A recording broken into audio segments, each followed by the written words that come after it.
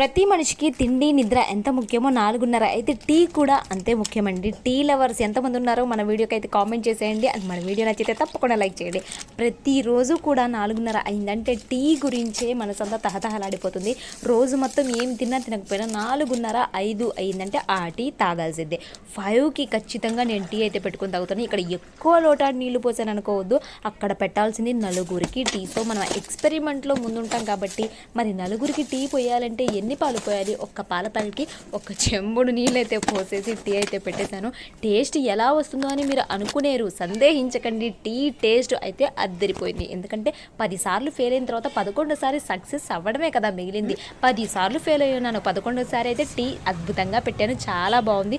మీ అందరూ కూడా tea addict అయిపోయారా? టీ లవర్స్ ఉన్నారా? అయితే కామెంట్ చేయండి. మన వీడియో నచ్చితే లైక్ చేయండి, కామెంట్ చేయండి, సబ్స్క్రైబ్ చేసుకోండి అబ్బా మన ఛానల్ని. మరిన్ని మంచి షార్ట్స్ అండ్ వీడియోస్ కోసం సబ్స్క్రైబ్.